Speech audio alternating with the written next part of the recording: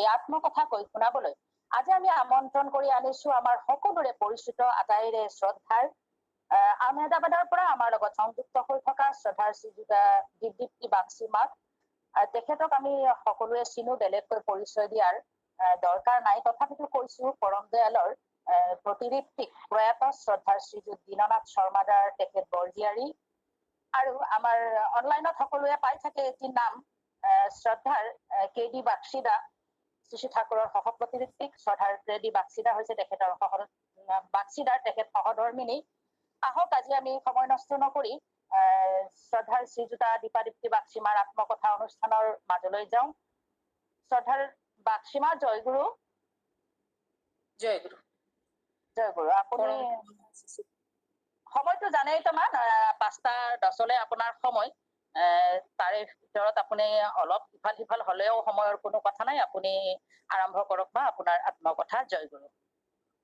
আৰু মই প্ৰথমতে অনুৰোধ কৰিম আপোনালোকে অডিঅ' ভিডিঅ' অলপমান কন্ট্ৰল কৰি ৰাখিব, যাতে অনুষ্ঠানৰ মাজত ডিষ্টাৰ্ব নহয়, যিহেতু আমাৰ ৰেকৰ্ডিং হয়। গতিকে আপোনালোকক এইখিনি বিনম্ৰতাৰে অনুৰোধ জনাম। আৰু ঠিক অনুষ্ঠানৰ শেষৰ লগে লগে কোনেও যেন নুশুলে, মই যেতিয়া বিদায় ল'ম তাৰে পিছত আপোনালোকক 5 মিনিট সময় দিম, কাৰোবাৰ কিবা কব থাকিলে সেইখিনি সময়ত কব।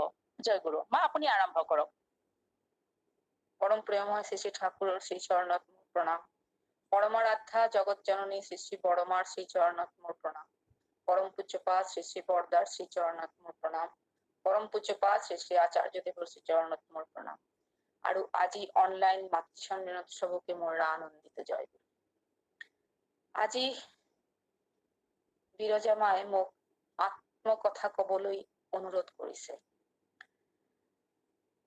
মোৰ জন্ম ঠাকুৰবাৰীৰ আশ্ৰমত। মোৰ আত্মকথা কেনেকে ষ্টাৰ্ট কৰি মই নিজেও নাজানো। সৰুৰ পৰা যিটো জায়গাত মই জন্মগ্ৰহণ কৰিলো, সেইটো জায়গাৰ নিয়ম নীতি যিটো মোৰ জীৱনৰ অংগাংগী ভাৱে জড়িত হৈ গল। 1967 মোৰ জন্ম ঠাকুৰবাৰীত। যেতিয়া অলপ ডাঙৰ হলো, মোৰ জন্মৰ পিছত শ্ৰী শ্ৰী ঠাকুৰে মোৰ নাম ৰাখি বাবার নাম দি দীনদীপ্তি। তেতিয়া শ্রদ্ধা সরোজিনী মা শ্রী শ্রী ঠাকুরক কলে যে দীনদীপ্তি নাম হলে আমার মার মুখ মাতিব অসুবিধা হব, সেইকাৰণে তেতিয়া ঠাকুৰ সলাই নামটো দীপদীপ্তি দিলে। যদিও এই নামটো মোৰ অচিনাকি থাকি গল, অনলাইনৰ জৰিয়তে মোৰ এই নামটো সবে বুজি জানিছে, কিন্তু এই নামটো মোৰ মাত্ৰ স্কুল কলেজ এইবিলাকতে থাকি গল। যেতিয়া অলপ ডাঙৰ হলো মই তেতিয়া মোৰ বাবা মোক শিকালে যে বাই বাৰ্থ আমি অসমীয়া মানুহ। আমাক সৰুৰ পৰা বাবাই শিকালে। আত্মকথা কব যাওঁতে মোৰ সবতকে যিটো ডাঙৰ কথা, মোৰ জীৱনৰ কোনো আত্মকথা নাই বাবাৰ বাহিৰে। বাবা মোৰ জীৱনৰ, সবৰ জীৱনতে বাবা এটা মূল অধ্যায় থাকে, এনেকুৱা মোৰ জীৱনতো মোৰ বাবা আছিল হিৰো। বাবা যেনেকে আমাক খুজিছিল তেনেকে প্ৰথমে মোক এদিনাখন, তেতিয়া বহুত ডাঙৰ, তেতিয়া মোক এদিন কৈছিল আমি প্রথমে সৎসঙ্গী, তারপরে আমি অসমীয়া বা আমি বাঙালি বা আমি এটসেট্রা এটসেট্রা, কিন্তু সবার আগে ঠাকুর যেনেকে বিচাৰে তেনেকে সৎসঙ্গী হব লাগিব কথায় কাজে। বাবা আৰু অসম, বাবাৰ লগত অসম আছিল বাবাৰ আত্মা। বাবা 1939 অভয়েশ্বৰী স্কুলৰ পৰা প্ৰথম ফাৰ্ষ্ট ডিভিজনত পাছ কৰিছে, প্ৰথম বেচ অভয়েশ্বৰী হাইস্কুলৰ প্ৰথম বেচ। তেতিয়াৰ দিনত ষ্টাৰ পাই বাবা ফাৰ্ষ্ট ডিভিজনত পাছ কৰাৰ পিছত এজন গৰীব দৰিদ্ৰ ব্ৰাহ্মণ পৰিবাৰত বাবাৰ জন্ম বৰপেটা টাউনত। মোৰ ককা আছিল বৰপেটা সত্ৰ বৰপেটা নামঘৰৰ মেইন পূজাৰী। সেই পূজাৰী বংশৰ মানুহ বাবা। 1939 চনত বাবা মেট্ৰিক পাছ কৰি কটন কলেজত পঢ়িব গলে। কটন কলেজত পঢ়ি থকাৰ সময়তেই ব্ৰিটিছ গভৰ্ণমেণ্টৰ আণ্ডাৰত তেতিয়া ভাৰত छोड़ो আন্দোলন আৰম্ভ হল। বাবা জেলত গল। একদিন বাবা জেলত থাকিল আৰু ব্ৰিটিছৰ মাৰ যিটো বুলি যিটো কয় তাত বাবাৰ এই কপালটো ফাটি গল। বহুত দিন পাছত 1987ত পাটনাৰ পৰা যেতিয়া আমাৰ ঠাকুৰৰ শতবাৰ্ষিকী হৈছিল তেতিয়া পাটনাৰ পৰা আহিছিল দূৰদৰ্শনৰ পৰা তেতিয়া তেওঁলোকে কৈছিল যে আপুনি ফ্ৰীডম ফাইটাৰ হিচাপে গভৰ্ণমেণ্টৰ পৰা একো কিয় লোৱা নাই। সেইটো পিছৰ কথা। বাবা কৈছিল ঠাকুৰ পোৱাৰ পিছত এইবিলাক আৰু অকেজো মনে হয়। যিয়ে নহওক বাবা জেলৰ পৰা বাহিৰ হোৱাৰ পিছত বাবাৰ লগত আছিল আমাৰ ভক্তপ্ৰভৰ ৰবীন্দ্ৰনাথ ৰায় খুৰাক। তেখেতে আছিল বাবাৰ ক্লাছ ফ্ৰেণ্ড। দুইজনে গুৱাহাটীত দীঘলী পুখুৰীৰ সন্মুখত বহি ভাবি আছিল জীৱনটো কোনফালে লৈ যাব, গান্ধীজীৰ ফালে না সাভাৰকৰৰ ফালে না কোন ফালে। জীৱনটো হৈ গল ব্যতিব্যস্ত। একোৱে ভাল নালাগে, কোনটো লাইনত যাব হাহাকাৰ কৰি ভিতৰটো। কি লৈ গৈ আছো, জীৱন কেনেকে, মানুহৰ জীৱন এনেকে থাকিব, আমি এনেকে ব্ৰিটিছৰ মাৰ খাই থাকি না কি হব আমাৰ জীৱনত। ইন দি মিন টাইম দুইজনে কথা পাতি থাকোতে হঠাৎ এটা কাগজৰ টুকুৰা বাবাৰ সন্মুখত, বাবা আৰু খুৰাৰ সন্মুখত আহি পৰিল। ফাটা এক টুকৰা কাগজ। এই এক টুকৰা কাগজ বাবা আৰু খুৰাৰ জীৱনটো ইফাল সিফাল কৰি দিলে। তাতে দুই তিনিটা খুব ধুনীয়া বাণী আছিল, তলত আছিল এটা এড্ৰেছ পাবনা সৎসংগ আশ্ৰম। সিহঁত দুজন সেই এড্ৰেছত চিঠি লিখিল। শ্ৰদ্ধেয় সুশীল দা সেই চিঠিখনৰ উত্তৰ দিলে। এই আদান প্ৰদান হৈ থাকিল, চিঠিৰ আদান প্ৰদান প্ৰায় বৎসৰ কাল হল। তেতিয়া এওঁলোকে সুশীল দাক সুধিলে এই অৰ্গেনাইজেশ্যনটোৰ লগত আমি যুক্ত কেনেকে হম, এই অৰ্গেনাইজেশ্যনৰ মূল মানুহজন কোন। তেতিয়া তেওঁ লিখিলে শ্রী শ্রী ঠাকুর অনুকূল চন্দ্র পাবনা সৎসঙ্গ আশ্রমের প্রতিষ্ঠাতা। কি করে আমরা যুক্ত হব তার সঙ্গে, আমি তো ভাষাও নাজানো। তেতিয়া তেওঁ কলে যে অসমৰ প্ৰথম সৎসঙ্গী শ্ৰদ্ধেয় চক্ৰপাণি দাস এইটো এৰিয়াত, তোমালোকে যিটো এৰিয়াত থাকা সেইটো এৰিয়াত গৈছে। তেওঁ 1934 ঠাকুৰত দীক্ষা লৈছে। তোমালোকে তেওঁৰ লগত যোগাযোগ কৰা। খোজকাঢ়ি কৰি দুজনে মিলি বহুত কষ্টত এই বিজনী বৰপেটা এইবিলাক লোৱাৰ পাৰ্ট অফ আসাম, তাতে কোনোবা এটা ঠাইত, মই ঠাইটো পাহৰি গৈছো, সেইটো ঠাইত গৈ তেওঁলোকে চক্ৰপাণি দাক লগ ধৰিলে আৰু তেতিয়া ৰবীন খুৰাৰ দীক্ষা হল বাবাৰ লগত। তেতিয়াৰ দিনত নিয়ম আছিল এজন ব্ৰাহ্মণ মানুহে ব্ৰাহ্মণ মানুহক দীক্ষা দিয়ে। চক্ৰপাণি দা বাবাক কলে যে পাবনা সৎসংগ আশ্ৰমত গৈ দীক্ষা লোৱাৰ কাৰণে। যিদিনাখন ঠাকুৰৰ নাম শুনিছিল তেওঁলোকে, সিদিনাখনত তেওঁ মাছ, আমাৰ ঘৰত মাংস চলা নাছিল, মাছ খাইছিল, পিঁয়াজ নহৰু আমাৰ ঘৰত চলা নাছিল। সেইদিনাখনৰ পৰাই বাবাই মাছ খোৱা এৰি দিছিল। এক বছৰ দুইজনে মিলি 3জন 4জনক লগত লগ ধৰে ঠাকুৰৰ কথা কয়। দীক্ষা তেতিয়াও লোৱা নাই বাবা। তাৰ পাছত আহিল 1942 পিছৰ ফালে, আগফালেতো জেলত গল। মই এইটো লাষ্টৰ ফালৰ কথা কৈছো, নৱেম্বৰ ডিচেম্বৰ মাহৰ কথা। তেতিয়া পাবনাত বাবা বহুত কষ্ট কৰি, পয়সা নাই টকা নাই, বহুত কষ্ট কৰি বাবা প্ৰথম পাবনা সৎসংগ আশ্ৰমত গল। মই বাবাক বহুতবার সুধিছো যে আমি যেরকম ঠাকুরকে দেখি ফটোতে, ঠাকুর আসলে দেখতে কেমন ছিলেন। বাবা তার উত্তরে বলেছিলেন বহু জন্মের তপস্যার ফলে পুরুষোত্তমের দর্শন পাওয়া যায়। বড় সুন্দর ছিলেন ঠাকুর দেখতে। তার চোখ, তার কথা, তার দাঁড়ানো, তার হাতের ভঙ্গিমা সবটাই ছিল অপূর্ব সুন্দর।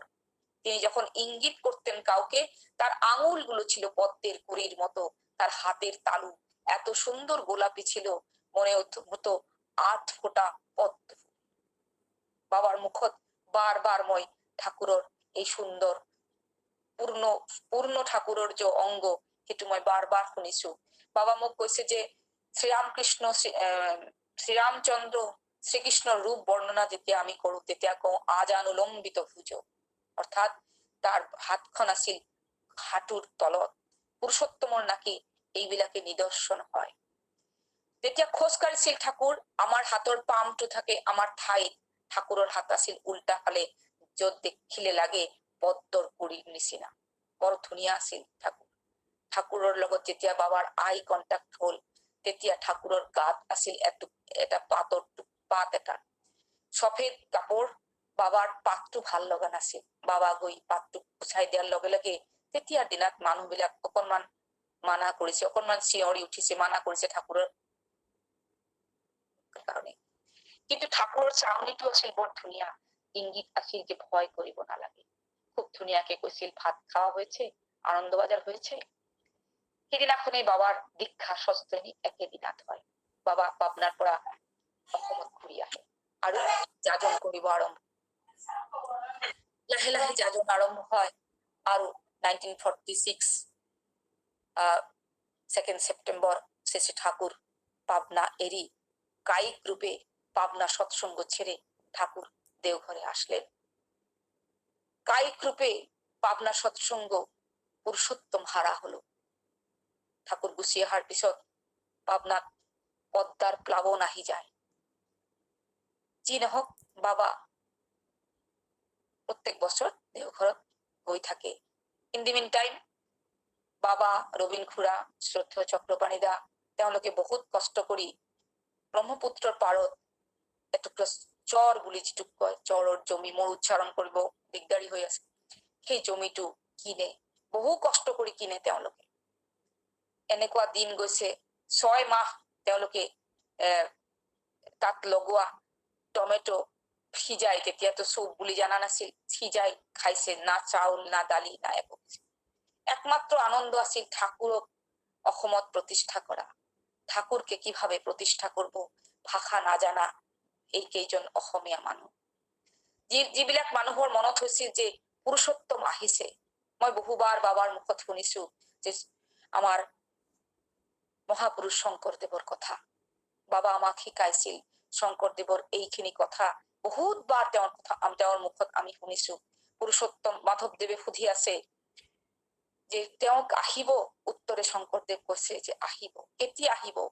তেতিয়া কৈছে যে আনুমানিক 500 বৰ্ষ প্ৰমাণ, যিটো অনুমান কৰি দেখা যায় 1886 হয়, ঠাকুৰৰ জন্ম 1888।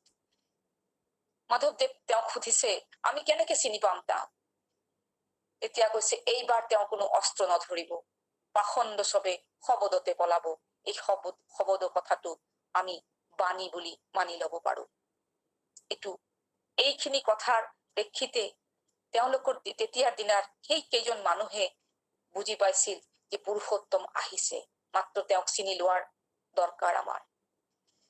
এইটো বহুত ডাঙৰ কথা, পিছৰ কথা। পিছত বাবা 1953 যেতিয়া ঠাকুৰ বাঢ়ি গল, মোৰ হিচাপত অক্টোবৰ কনফাৰেন্সৰ পিছত যেতিয়া ঠাকুৰ প্ৰণাম কৰি বিদায় লোৱাৰ কাৰণে অসমত গুচি আহিব, তেতিয়া বিদায় লোৱাৰ কাৰণে ঠাকুৰৰ ওচৰত যেতিয়া গল, তেতিয়া ঠাকুৰে কলে আমি চাই তুই বড় খোকার সাথে সাথে থাকবি আর বড় খোকার পার্সোনাল ডিপার্টমেন্টটা দেখাশোনা করবি। তার ভিতর শ্রী বর্দার পার্সোনাল কিছু ক্যাশ আছিল, সেইবিলাক গোটেইখিনি দেখাশোনা করার কথা শ্রী ঠাকুরে কলে। বাবা আশ্রমত থাকি, বাবার আশ্রম যাত্রা আরম্ভ হল। বাবা ফিল্ড ওয়ার্ক বাবাৰ বন্ধ হৈ গল। ফিল্ড ওয়াৰ্ক অসমত সেই কেইবছৰে বাবা যি কৰাৰ কৰিল, পাঞ্জা পোৱাৰ পিছৰ পৰা সেইখিনি একেবাৰে বাবা প্ৰতিনিধিকৰ পাঞ্জা আছিল। বাবার পাঞ্জা আছিল পার্মানেন্ট পাঞ্জা। বাবা কোনোদিন পাঞ্জা রিনিউয়াল করা নাই, পার্মানেন্ট পাঞ্জা আছিল বাবার। বাবার 1953 বাবা থাকি গল দেওঘৰত। এই দেওঘৰ থাকি যোৱাৰ পিছত বাবাৰ জীৱনটো হৈ গল বেলেগ টাইপৰ। শ্ৰী বৰ্দাৰ সংগ, শ্ৰী বৰ্দাৰ লগত খোৱা লোৱা, শ্ৰী ৰাতিপুৱাৰ পৰা ৰাতিলৈকে। শ্ৰী বৰ্দা খোৱাৰ পিছত বাবা আঁঠুৱাটো ঠিক ঠাক কৰি পানীখিনি ৰাখিহে বাবাৰ ছুটি হৈছিল। প্ৰথম তেওঁলোকে গৈ আতৰ্থী হাউচত বাবা ঘৰ ভাড়া লৈছিল। আতৰ্থী হাউচটো হল ছোৰদাৰ বাড়ি, তাৰ পাছত অশোক আশ্ৰম ভাড়া লোৱা হয়। অশোক আশ্ৰমত বাবাৰ জীবন আৰম্ভ হয়েছিল শ্ৰী শ্ৰী বৰদাৰ তত্ত্বাৱধানে। প্ৰথম ৰাতিপুৱাৰ পৰা উঠা, 3টাৰ সময়ত উঠা, উঠি নাম ধ্যান কৰা, কেনেকে নাম ধ্যানত বহিব, কেনেকে সিধা হৈ বহিব, কেনেকে নাম কৰিব, আৰ নাম কৰাৰ পৰ্যায় যিটো আমি নাজানো, সেইখিনি পৰ্যায় শ্ৰী শ্ৰী বৰদা হাতে হাতে শিকাব আৰম্ভ কৰিলে। এইবিলাক কথা কোৱাৰ মোৰ এটাই উদ্দেশ্য, মোৰ জীৱনত বাবাৰ বাহিৰে একো নাই।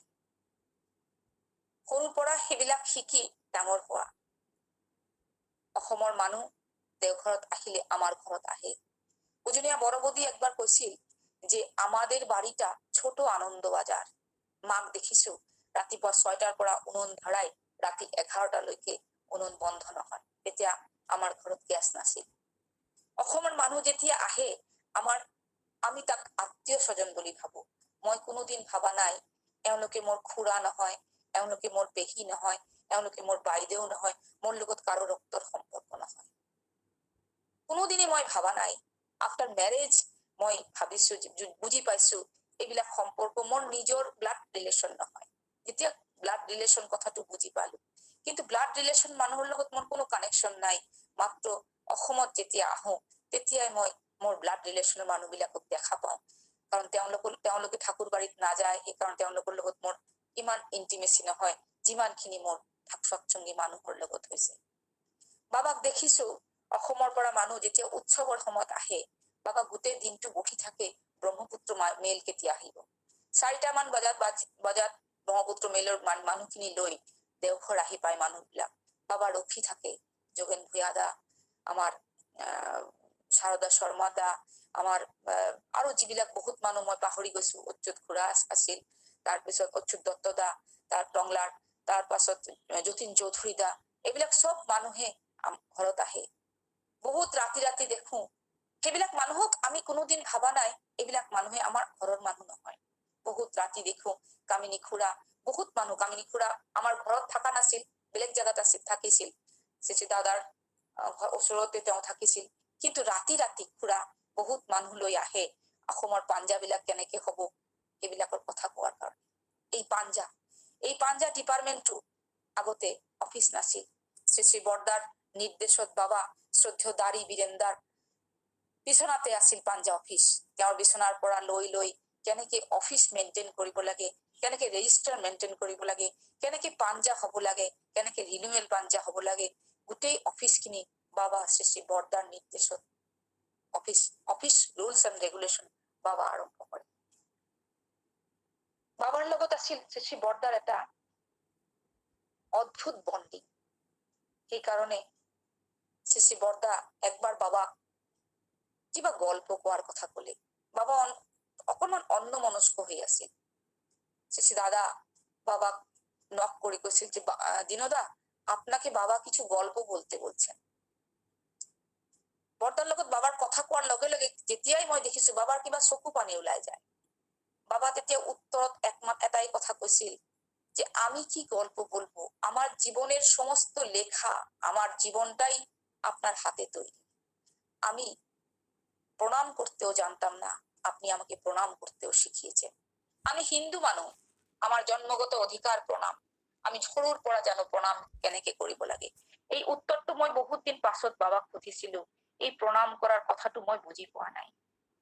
তেতিয়া বাবা কৈছিল যে কে কতখানি প্রণামের যোগ্য, কে কতখানি প্রণাম নিতে পারে, আর কাকে প্রণাম করলে আমি সম্পূর্ণভাবে স্যাটিসফাইড হব, সেগুলো কথাও শিখতে হয়, জানতে হয়। এই কথাটা আমাকে বৰদা শিখিয়েছিলেন।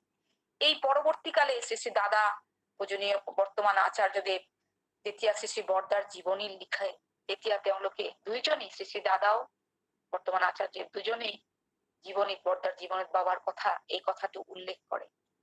শ্ৰী শ্ৰী বৰদা যেতিয়া দেহত্যাগ কৰে, সেইটো সময়ত বাবা ক্যান্সাৰ আছিল, গুৱাহাটীত আছিল। তেতিয়া এই 11 দিনৰ ভিতৰত বাবা যেতিয়া দেওঘৰত যায়, তেতিয়া শ্ৰী শ্ৰী দাদাই বাবাক খাপতি ধৰি কৈছিল যে দিনদা আমি আপনাৰ ভাইকে ৰাখতে পাৰলাম না।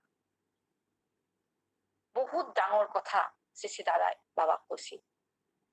কেতিয়াবা প্ৰাইভেট হয়, বৰদাৰ লগত মোৰো এনেকুৱা সময় হৈছে বাবা বৰদাৰ লগত প্ৰাইভেট ক'ব বহুত মানুহ আছে দুজনীয়া ৰাঙামা ঘৰৰ পৰা ওলাই গৈছে শ্ৰী শ্ৰী দাদা ঘৰৰ পৰা ওলাই গৈছে বাবা আৰু শ্ৰী শ্ৰী বৰদা বহুত কথা বহুত নজনা কথা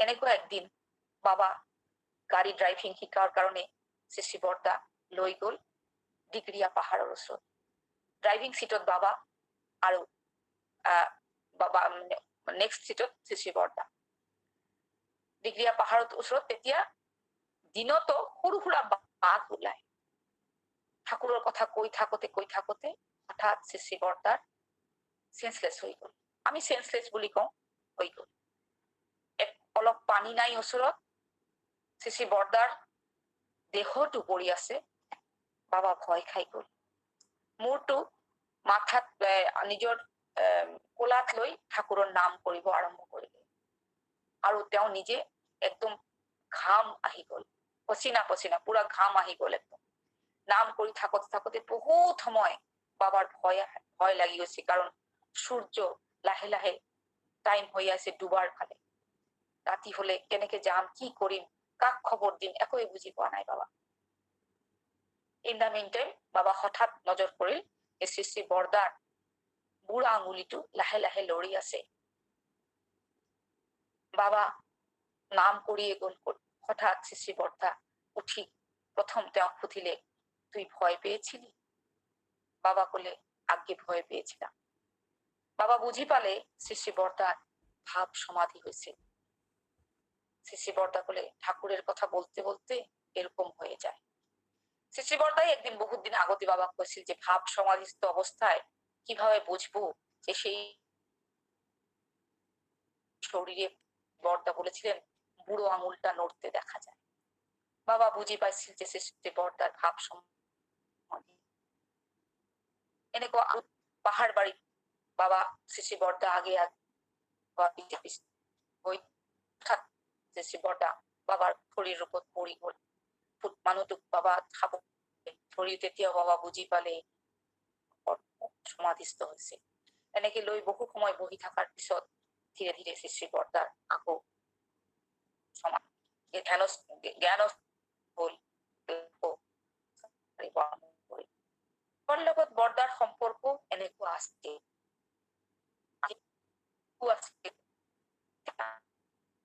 মানুহৰ নিবেদন বাবাৰ দ্বাৰা হৈছে বাবা ফিল কৰা নাই কিন্তু অসমৰ মানুহৰ কেতিয়াও নহয় দেওঘৰ গলে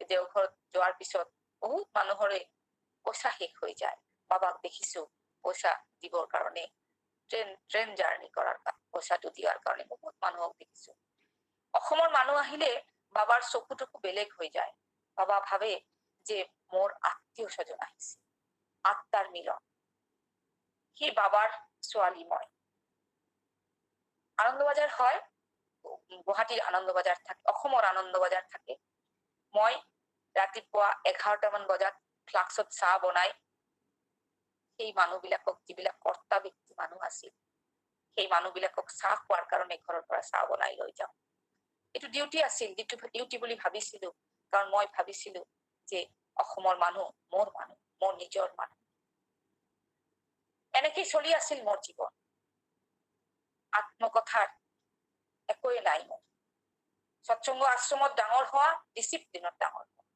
এই ডিচিপ্লিন লৈ মোৰ জীৱন চলিছিল শ্ৰী শ্ৰী বৰদাৰ লগত কেতিয়াবা ফুৰিব গৈছো অসমতো আহিছো পিকনিকত গৈছো চিনেমা চাব গৈছো তাৰ পাছত সন্মুখত কেতিয়াবা থিয়েটাৰ কৰিছো একবাৰ মনত আছে যে মোৰ ডান্স প্ৰগ্ৰাম হৈ আছিল ডান্স কৰি থাকোতে মোৰ মাথাৰ মালাটো বাৰ বাৰ চকুত আহি দিগদাৰি দি আছিল মই শুনি পাই আছিলো শ্ৰী শ্ৰী বৰদাই কৈছে ছোৱালীজনী বুদ্ধি কৰি মালাটো খুলি পেলাব লাগে কিন্তু তাই খুলি পেলোৱা নাই মই শ্ৰী শ্ৰী বৰদাৰ আৱাজটো শুনা পাই আছিলো কিন্তু মোৰ যে পালছ পালপিটেশ্যন হৈ আছিল ভয়তে মোৰ সেইখিনি উপায় নাছিল যে মই মালাটোৰ কিবা কৰো হঠাৎ ডেন্সৰ এটা প'জ আছিল, সেই প'জত ফাকু উৰাই দিব লাগে, গানৰ এটা লাইন আছিল। সেই ফাকু উৰাই দিয়াৰ প'জটোত মই মোৰ মালাটো ছিঙি পেলালো। শ্ৰী বৰদা খাড়া হয়ে গই বলে যে এটাই তো আমি চেয়েছিলাম, এটাই তো বুদ্ধিমানের কাজ, কোনো বাধা কোনো বিপত্তি যেন তোমাকে এগিয়ে যেতে অসুবিধা না করে। একবার এনেকুৱা আৰু একবাৰ মোৰ ৰিচাইটেশ্যন কম্পিটিশ্যন আছিল দেওঘৰত। 4টা ল্যাঙ্গুয়েজত, বাংলা, হিন্দী, ইংৰাজী আৰু সংস্কৃত, এই 4টা ল্যাঙ্গুয়েজত ৰিচাইটেশ্যন হৈছিল। 4টা ল্যাঙ্গুয়েজত ৰিচাইটেশ্যন মই ফাৰ্ষ্ট প্ৰাইজ পাইছিলো। সেইদিনাখন শ্ৰী বৰদা ঘৰৰ যিটো ঘৰ আছে তাত বহি আছিল। প্ৰাৰ্থনাৰ পিছতে মই কিতাপবিলাক, মই মানুহটো লম্বা টম্বা নহয়, চাপৰ মানুহ, কিতাপবিলাক লৈ মই ঠাকুৰ প্ৰণাম কৰিব যাওঁতে শ্ৰী বৰদাই মোক দেখা পালে, উঠি বহি কৈছে, অনেক বড় যুদ্ধে জিতে এসেছো। প্রণাম করিছো। শ্রী বরদাই কিতাববিলাক চাইছে, খুব খুশি মনে বলেছিলেন, ঠাকুরের আবৃত্তি মন দিয়ে করো। এই ঠাকুরের আবৃত্তি কৰি থকাৰ সময়ত মোৰ মনত পৰে, এই ৰিচাইটেশ্যনৰ সময়ত কেতিয়াবা আমাৰ ৰিহাৰ্চেল হয়। ৰিহাৰ্চেলৰ সময়ত শ্ৰী বৰদা ৰিহাৰ্চেল ৰুমত যায়।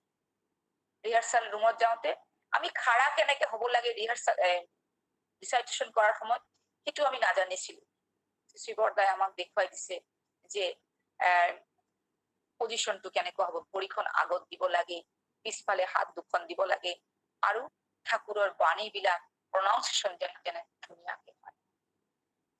আপছ এণ্ড ডাউন, কেতিয়াবা ওপৰত যাব লাগে, কেতিয়াবা তলত আহিব লাগে। এনেকুৱা ঠাকুৰৰ দেৱভিক্ষা আছে, কে আছো আর্ত মানুষ, আমাকে মানুষ ভিক্ষা দাও। আকুতি, ঠাকুর বললেন, কে আছো আতুর মানুষ, আমাকে মানুষ ভিক্ষা দাও। এই আকুতিটো তোমাৰ কণ্ঠত ফুটাই তুলিব লাগে। মোৰ মনত আছে সৰুকালত যাত্ৰাৰ ৰিহাৰ্চেল হৈছিল, মই ৰিহাৰ্চেল চাব যাওঁ। ৰিহাৰ্চেলটো মোৰ ভাল লাগে, কাৰণ শ্ৰী বৰদা ৰিহাৰ্চেলত থাকে। 6 ফুট লম্বা মানুহজন আমাৰ এই আশ্ৰমৰ এজন ল'ৰাক দেখুৱাই আছিল, তিৰোতা মানুহৰ ৰোল কৰি আছিল। শ্ৰী বৰদাই কৈছিল যে একা বেকা করে হাঁটলেই কি মেয়ে মানুষ হয় নাকি? তেতিয়া বুঝি পাইছিলো শ্রী বরদাই দেখুৱাই দিছিল যে লজ্জা, শরম, আকুতি, বিনতি সমস্ত কিছু একটা নারীর অঙ্গে যেন পরিলক্ষিত হয়। তেতিয়া শিকিছিল বস্তুটা। শ্রী বরদা আমাকে শিকালে যে কোনো অবস্থাতেই যেন আমি বিভ্ৰান্ত হৈ নপৰো। পিকনিকত গলো, মই বহুবাৰ এইবিলাক কথা কৈছো।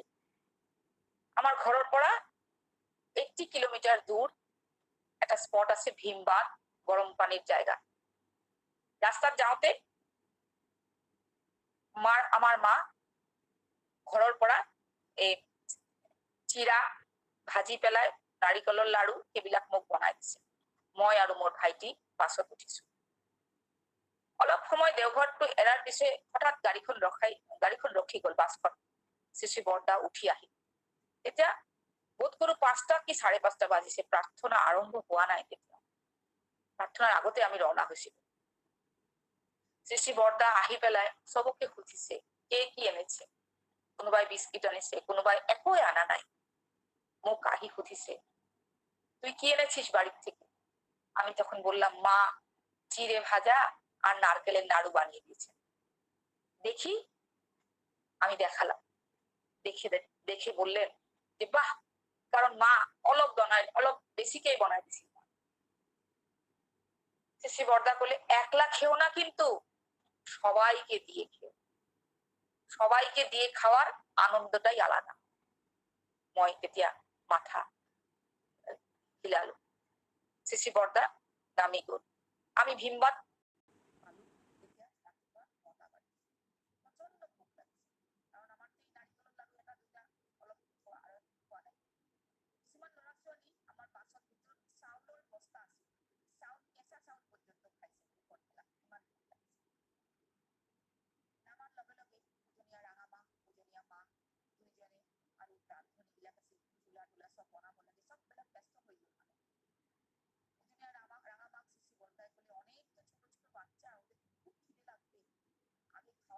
কিছু ব্যৱস্থা কৰা যায়। কিন্তু এই দুপৰীয়াৰ খানা আৰু ৰাতিপুৱাৰ ব্ৰেকফাষ্ট কৰিব গ'লে দুইটাতো টাইম এডজাষ্ট নহয়। যিমান সোনকালে পাৰা যায় সিমান সোনকালে ব্যৱস্থা কৰিব কিছুমান টাইম লাগে। সিসি বৰ্দা আমাক লড়া ছোৱালীক লৈ বলে যে খিদে পেয়েছে। আমরা তখন বললাম আগে হ্যাঁ খিদে পেয়েছে, আয় তোদের একটা বুদ্ধি শিখাই। লড়াবিলাকে বলে গাছের ডালটা ভেঙে নিয়ে আয় তো। কেউ কেউ গাছের ডালটা ভেঙে নিয়ে আসলো। কিছুমান ছোৱালী বলে যে আলু, ওখানে আলুর বস্তা আছে, আলুর বস্তা থেকে আলু নিয়ে আয়। আমরা সবাই আলু নিয়ে আসলাম।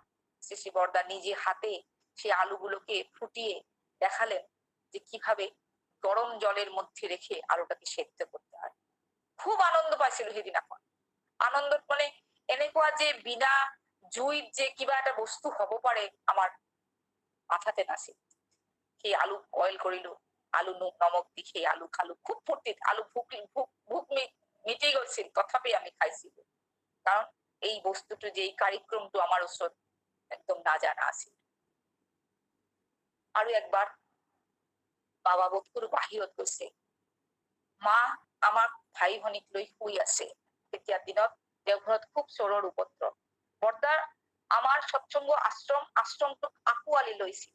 আমি আশ্ৰমৰ মানুহ, বৰ্দাৰ বাহিৰে একো ভাবা নাছিলো। বৰ্দা আমাক এনেকে যত্ন কৰি আমাক লৈ গৈ আছিল।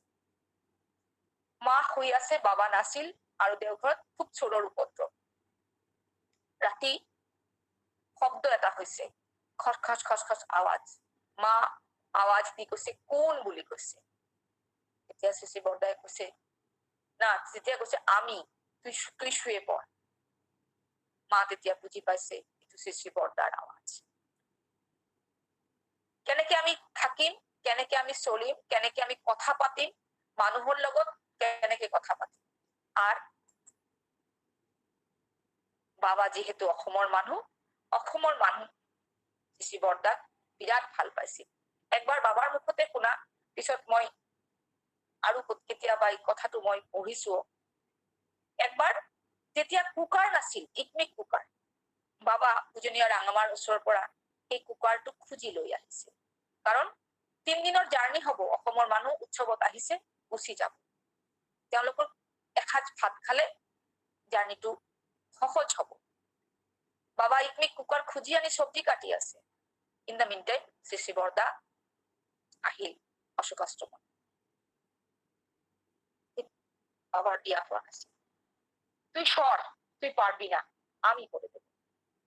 নিজে হাতে সিসি বৰ্দা ভাত ৰান্ধি অসমৰ মানুহ, অসমৰ কৰ্মীবৃন্দ ভাত ৰান্ধি খুৱাইছে।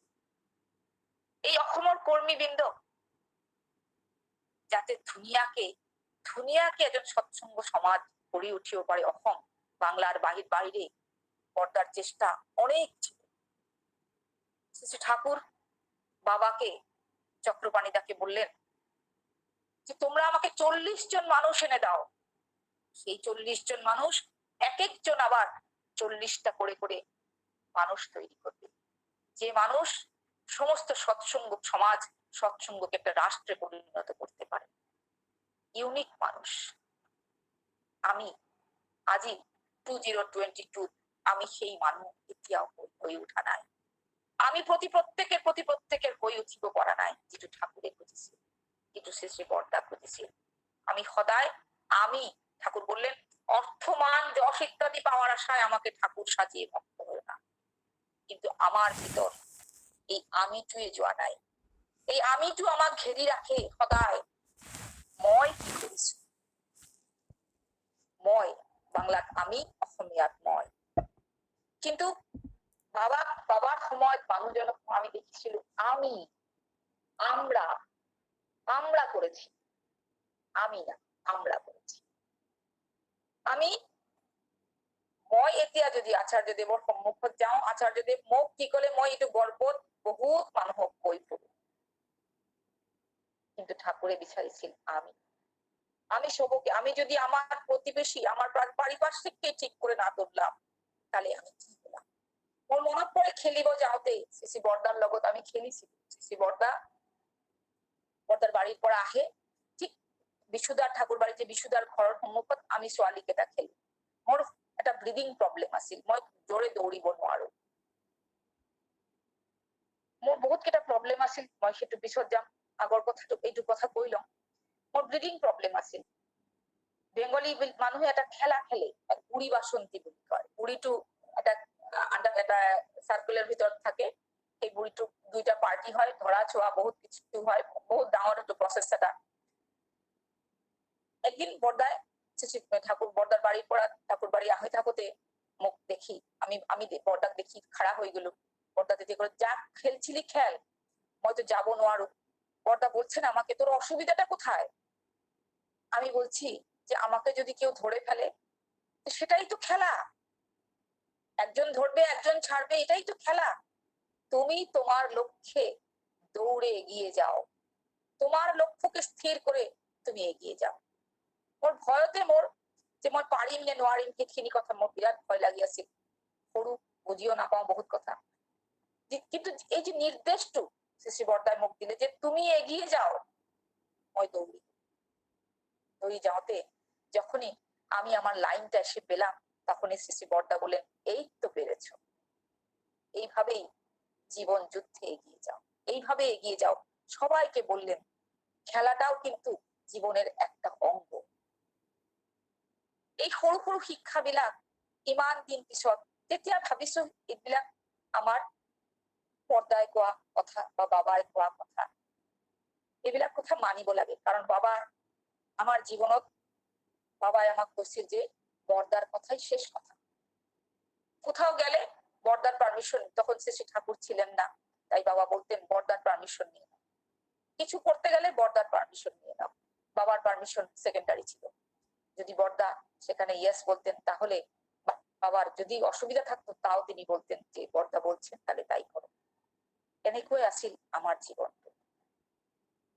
মই নিজে এটা পলিও অ্যাটাক চাইল্ড। গুৱাহাটীত মোক ডক্টৰক দেখুওৱা হয়, সব ডক্টরে কয় অলরেডি পোলিও অ্যাটাক হয়েছে। মার খুব ইচ্ছা শ্রী বর্দাক নিবেদন করার কারণে, তেতিয়া মাত্র শ্রী ঠাকুরের দেহাবসান হয়েছে। বাবা বারবার কৈ আছে মা যে এইটো টাইমত বর্দাক কোৱাটো ঠিক নহব, বৰ্দাৰ মন ধন ভাল নহয়। কিন্তু মা ইনসিস্ট কৰি আছে যে সব মানুহ আহে, বহুত মানুহে তেওঁলোকৰ দুখৰ কথা কয়, এই ছোৱালীজনী খোজ কাঢ়া ছোৱালীজনী খোজ নাকাঢ়া হৈ গল, ডক্টৰে কৈছে পোলিও অ্যাটাক, কোনোদিন খোজ কাঢ়িব নোৱাৰিব, আপনি একবাৰ গৈ বৰ্দাৰ ওচৰত কওক। বাবা তেতিয়া বৰ্দাক নিবেদন কৰিল। বর্দা তৎক্ষণাৎ বাবাক বলে, তুইও পাগল, তোর বউও পাগল, কিচ্ছু দেখ, কিচ্ছু হবে না। ধীরে ধীরে মই খোজ কাঢ়িব আৰম্ভ কৰিল। এইবিলাক পৰম পিতাৰ দয়াৰ কথা, বহুত জীৱনত বহুত দয়াৰ কথা মই উপলব্ধি কৰিব পাৰিছো। কিন্তু সেই যে বিয়াৰ পিছত যিদিনাখন মই দেওঘৰৰ পৰা ঘূৰি আহো, মোৰ শ্বশুৰ বাড়িত অসমত ঘূৰি যেতিয়া আহো, তেতিয়া শ্রী দাদাই মোক এটা কথা কৈছিল, যেখানে যাচ্ছ সেখানে তোমার বাবা মা নেই, সেখানে তোমার আচার্য নেই, সেখানে তোমার আচার্য পরিবার কে আছে, যাকে সঙ্গে করে তুমি এই পৃথিবীতে এসেছো আর যাকে সঙ্গে করে তুমি এই পৃথিবী থেকে চলে যাবো, একমাত্র তাকে কেন্দ্র করেই জীবন যুদ্ধে এগিয়ে যাও। কিন্তু মোর যে এই 22টা বছর মই যে দেওঘৰত কটালো, এই 22টা বছৰ আজি 50 ক্ৰস কৰাৰ পিছত এই 22টা বছৰতে মোৰ জীবনটো থাকি গল। মোৰ জীবনটো সেইখিনিতে ৰখি গল। মই বহুত কিবা কিবি হল, জীৱনত বহুত দয়া পালো। মই ঠাকুৰৰ দয়াৰ কথা কৈ শেষ কৰা নাযাব। মোৰ জীৱনত বহুত উথাল পাথাল, বহুত খিনি দয়া মই পৰম পিতাৰ দয়া অনুভৱ কৰিছো। দয়া বুঝাৰ কাৰণেও মাথা এটা লাগে, দয়া বুঝাৰ কাৰণেও বুদ্ধি লাগে। পৰম পিতা মোক ভয় খোৱাৰ বুদ্ধিটোও দিয়া নাই। মোৰ টাইম হৈ আছে, মই মাত্ৰ দুটা কথা কম, বহুত কথা পাহৰি গৈছো। জীৱনৰ মাজমজিয়া বয়সত আহি পাইছো। মই তেতিয়া অসমত বহুত গণ্ডগোল। মই বৰপেটা ৰোডত থাকো। হঠাৎ মই মাৰ্কেটিং কৰিব গৈছো। মোৰ ছোৱালীজনী ঘৰত থৈ গৈছো, কাম কৰা ছোৱালীজনী গৈছো। থৈ যোৱাৰ পিছত বজাৰ কৰিছো, বহুত জোৰে এটা শব্দ হৈছে, মই বুজি পোৱা নাই শব্দটো কি। ৰিক্সাত চব্জিবিলাক উঠাইছো, ৰিক্সাৱালা কৈছে বাইদেউ আপুনি সোনকালে উঠক। মই কৈছো কিহৰ শব্দ, গাড়ীৰ টায়াৰ পাংচাৰ হৈছে নেকি? তেতিয়া কৈছে আপুনি সোনকালে উঠক, মই আপোনাক ঘৰত নমাই দিম সোনকালে। গুচি আহিছো। ইণ্টাৰমিনটাইম মোৰ হাজবেণ্ডে বহুত বাৰ ফোন কৰিছে, মোৰ হিচাপে 40-50 বাৰ মোক ফোন কৰিছে। কাম কৰা ছোৱালীজনী অহাৰ লগে লগে মোক কৈছে যে বাইদেউ আপোনাক দাদাই বহুত বাৰ ফোন কৰিছে, আপুনি ফোন ৰিচিভ কৰক। তেওঁ কৈছে মোক তুমি ক'ত আছা? মই কৈছো মই ঘৰত আহিছো। জানা কি হৈছে বৰপেটা ৰোডত বজাৰত? কৈছে নাজানো। কৈছে বোম ব্লাষ্ট হৈছে, বহুত মানুহৰ ক্ষতি হৈছে, বহুত মানুহ ইনজিয়ৰ্ড হৈছে।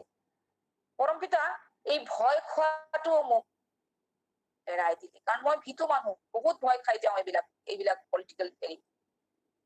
তাৰ পাছত বহুত বছৰ পিছত চিচি দাদা বহুত বাৰ এওঁক কৈছে যে অসম এৰিব লাগে। কিয় এৰিব লাগে নাজানো, বাৰ বাৰ এওঁক কয় যে অসম এৰিব লাগে। ইয়াৰ পিছৰ পৰাই এওঁক সদায় কয়, এওঁক মনত সদায় দুখ যে দাদা মোক খালি এটা কথাই সোধে, তুমি অসম কেতিয়া এৰিবা? বহুত কথা পাব্লিক ফিল্ডত কোৱাও নাযায়, কিন্তু নাজানিছিলো অসমটো কিয় এৰিব লাগে। দাদাৰ ইচ্ছাতে অচানক এওঁৰ ট্ৰান্সফাৰ হল আহমেদাবাদ। আমি গুচি আহিলো।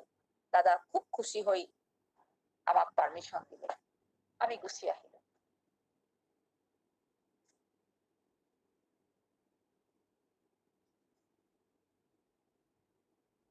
তাৰপাছত একদিন ইয়াতে এদিন মই ইয়াতে যেটা মন্দিৰ আছে, খুব ধুনীয়া মন্দিৰটো, আমি চাব যাম মন্দিৰটো। চাব যাম, মোৰ ঘৰত মোৰ সৰু ননদ আহিছে, তেওঁৰ বাচ্চা আহিছে, আমাৰ মোৰ দুইটা বাচ্চা। খুব আনন্দ ফূৰ্তি কৰি সেদিনাখন পিছবিলাৰ ফালে আমি যাম বুলি ভাবি আছো। হঠাৎ গাড়ীৰ বাচ্চাবিলাক গোটেইকেইটা 4টা বাচ্চা তলত নামি গৈছে। মই কাপোৰ পিন্ধিছো, অচানক মোৰ খুব পেটটো বিষাই আছে। মই বাৰ বাৰ বাথৰুমত গৈ আছো। ইফালে ল'ৰা ছোৱালীবিলাক চিঞৰি আছে, মা জলদি কৰা জলদি কৰা, বহুত দেৰি হৈছে বহুত দেৰি হৈছে। এওঁ খং কৰি আছে, সোনকালে নামা। মোৰ 4 তলাৰ ওপৰত ঘৰ। মই ভূমিকম্পৰ ঘটনাবিলাক নকওঁ, কাৰণ বহুত বাৰ এইবিলাক কথা কৈছো। মই বাৰ বাৰ মাতি আছে, মই কৈছো যাওঁ যাওঁ কৰি কিবা এটা গাটো খুব বেয়া লাগি আছে। ইন দি মিনটাইম মোৰ ফোনত ল্যান্ড ফোনত ফোন এটা আহিছে। মোৰ তলত এজন গুজৰাটী ফ্যামিলি থাকে, भाभी मुझे फोन करी कहছে যে आप आज मंदिर जाने दर्शन करने जाने वाले थे अक्षरधाम मंदिर में? तो मैंने बोला हाँ मैं अभी मैं निकलती हूँ। बोले एक बार जाने से पहले एक बार टीवी तो देख लीजिए। তেতিয়া মই বোলো ঠিক আছে, টিভিটো চালো। টিভিটো চাই পোৱাৰ লগে লগে মোৰ মাথাটো গৰম হৈ গ'ল যে অলৰেডি অক্ষৰধাম মন্দিৰ এটা আতংকবাদী মানুহ মৰিছে, পুৰাটো পুৰা কাভাৰ কৰিছে আতংকবাদী। আতংকবাদী সেই কি কয় কি বুলি কয় নৰেন্দ্ৰ মোদীৰ, যেতিয়া নৰেন্দ্ৰ মোদী চিফ মিনিষ্টাৰ, নৰেন্দ্ৰ মোদীৰ কোৱাৰ্টাৰ আৰু অক্ষৰধাম মন্দিৰৰ কোৱাৰ্টাৰ দুইটা লাইন। নৰেন্দ্ৰ মোদীক এটাক কৰিব যাওঁতে সিহঁতে তাতে বাধা পাই ইফালে গুচি আহিল মন্দিৰৰ ফালে। গৈ পেলাই আন্ধাধুন গুলি চলাইছে তেওঁলোকে। মোৰ কথা হল মোৰ হয়তো এটা মোৰ ওপৰত গুলিও নাহিল হয়, কিবা নাহিল হয়, কিন্তু এই যে পুলিচ হ্যারাসমেন্ট, প্রত্যেকটা গাড়ি, সৰু সৰু বাচ্চা, মোৰ বাচ্চা দুটা সৰুৱে, মোৰ ননদৰ বাচ্চা দুটাও সৰু তেতিয়া।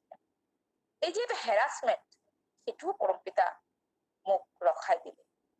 এনেকুৱা বহুত দয়া, পৰমপিতাৰ দয়াত গোধৰা ষ্টেচন সেদিনাখন যিটো 2002 যেতিয়া গোধৰা ৰায়ট হল, সেই ৰায়টত যিদিনাখন আগুন জ্বলাইছে, যিদিনাখনৰ কথা, সেইদিনাখন মোৰ মিষ্টাৰ গোধৰা ক্ৰছ কৰিছে মাত্ৰ 2 মিনিট আগতে। মই পাগল হৈ গৈছো, বাৰ বাৰ সুধি আছো যে কাক সুধিম, কোনো ফোন নাই, কোনো তেতিয়া মোৰ ফোন নাছিল, এই মোবাইল নাছিল।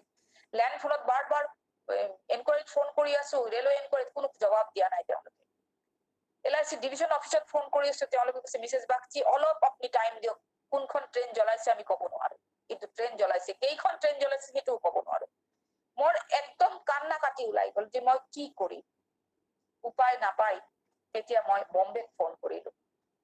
বম্বে সেন্ট্ৰেল অফিসত ফোন কৰি কৈছো যে এই নাম্বাৰ ট্ৰেইনটো পাস কৰিছে নাই গোধৰা, এইটো মোক খবৰটো লাগে, প্লিজ আপনি মোক খবৰটো আনি দিয়ক, কাৰণ মোৰ মিষ্টাৰ আছে সেই ট্ৰেইনত। ঠাকুৰৰ অশেষ দয়াত তেওঁলোকে মোক তৎক্ষণাৎ ফোন কৰি জনাইছে যে Mrs Bagchi don't worry just 2 minute पहले ये ट्रेन निकल चुकी है। মই ভাবিছো এনেকুৱা পৰম পিতাৰ দয়া হলেই পৰম পিতা এইভাবেই দয়া কৰে। বহুত দয়া পৰম পিতাৰ দয়া পাইছো। ডেংগু হল এওঁৰ খুব খতৰনাক ডেংগু 4000 প্লেটলেট। এই সময়ত শ্রী দাদা মোক ফোন করেছে, তুই কেমন আছিস রে? মোর আজও মনত পড়ে দাদা মোক তুই কেমন আছিস রে? তেতিয়া মই খুব কান্দিছো। কান্দি পেলাই কৈছো দাদা অলরেডি 4000 প্লেটলেট। ডক্টরে আহি কৈছে যে 1 সেকেন্ডৰ ভিতৰতে ব্লিডিং হওয়া আৰম্ভ কৰিব আৰ ব্লিডিং আৰম্ভ হলে আমি ৰক্ষাবো নোৱাৰো রোগী। দাদা বললেন ও যখন সিরিঞ্জটা ফোটাবে তখন তুই ঠাকুরের নাম করিস। সিরিঞ্জটা ফোটার সময় ঠাকুরের নাম করিস। মই ঠাকুরের নাম কৰিছো। কি নহওক সেইটোও মই ডাঙৰ কথা ভাবা নাই। সবতকে ডাঙৰ কথা ভাবিছো ইয়াৰ পিছত লাহে লাহে এওঁ ভাল পালে। মোৰ LIC কোৱাৰ্টাৰ মানুহবিলাক মোক যথেষ্ট সহায় কৰিলে, বহুত সহায় কৰিছে। তেওঁলোকে গুৰু ভাই নহয়, কিন্তু মোৰ যিদিনাখন তেওঁক ৰিলিজ কৰিব সেইদিনাখন মোৰ মনত এটা কথা আহিল যে মই কিয়নো এজন গুৰু ভাই মানুহক কওঁ যে মোক হস্পিটালৰ পৰা ঘৰত আনিব লাগে, কাৰণ মোৰ 2টা বাচ্চা আছে। অটো এটা লৈ মই ঘৰত আহি যাব পাৰো আৰু কিন্তু 10টাত সব মানুহে অফিসত গুচি যাব। সেইটো মানুহৰ টাইমত মই অফিচিয়েল মানুহবিলাকক ডিস্টাৰ্ব কৰিব নোখোজিলো। মই ইয়াৰ যিজন ঋত্বিক মানুহ তেওঁক মই ফোন কৰি কলো দাদা মোক এটা গাড়ী লাগে, মই এওঁক লৈ ঘৰত যাম। এতিয়া তেওঁ কৈছে যে ম্যাডাম মই মা মই হেৰি কি কয় অলৰেডি অফিসত, আপুনি এইটো নাম্বাৰত ফোন কৰক। ঠিক আছে, এইটো এটা নাম্বাৰ যে এজন গুৰু ভাই মানুহ তেওঁক আপুনি ফোন কৰক। মই গুৰু ভাই মানুহটোক ফোন কৰিছো, ফোন কৰি আছো নধৰে। বহুত সময় পিছত তেওঁ ধৰি পেলাই কৈছে যে মা আপনার কি চাই? বলে আপনি আপনার গাড়িটা নিয়ে আমার হাজবেন্ডকে একটু পৌঁছে দেবেন বাড়িতে, আমি হসপিটালে আছি। এতিয়া উত্তরে মানুহজন মোক সুধিছে আমি কি কারো কাজে লাগি? ঠিক এই লাইনটা মোক কৈছে, আমি কি কারো কাজে লাগি? মই তেতিয়া ইমান মাথা নাই মোর, কি কই আছে কি বকি আছে বুঝাও নাই। মই দাদা প্লিজ আপনি আমাকে একটু দয়া করুন, আপনি আমাকে বাড়ি পৌঁছে দিন। ঠিক আছে আপনি দাঁড়ান, আমি 10-15 মিনিট, আমি যতক্ষণ লাগবে গাড়িটা আসতে একটু অপেক্ষা করুন, আমি আপনাকে নিয়ে আসবো। অলপ আধা ঘন্টা মই ৰখিলো, তেওঁ আহি তেওঁ আমাক লৈ আহি ঘৰত ৰখাই দিলে। হৈ গল সব কাম শেষ হৈ গল। 10-15 দিন পিছত তেওঁ মোক ফোন কৰিছে। ফোন কৰি কৈছে যে মা মোৰ খুব ভাল এটা চাকৰি হৈছে, মই কুৱেটত গৈ আছো। কনগ্ৰেচুলেশ্যন, খুব ভাল কথা। তেতিয়া তেওঁ মোক কৈছে যে মা সেদিনাখন যদি আপুনি মোক ফোন নকৰিলে হৈ, সেদিনাখন মোৰ জীৱনত একটা সাংঘাতিক ঘটনা হয়ে গেল। কি হল?